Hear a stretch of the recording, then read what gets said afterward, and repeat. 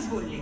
बाळ सुखरूप जन्माला आलं तर व्याखी स्वतःच्या हातांनी बालगणेशाची मूर्ती घडवेल आणि आम्ही 4 चौघात ती गणपती पुण्याला नेऊन तिचं विसर्जन करू. अगदी दरवर्षी. मला खाऊन देत त्या वाड्या.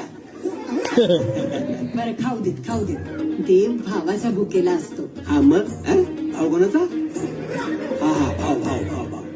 आणि हो, नवस केल्याप्रमाणे तुम्ही तुमचा नाच गणपती पुण्याला नक्की करा. हा, नवसाची मूर्ती आहे आमची. हो ना. मूर्ती पण नवसाची.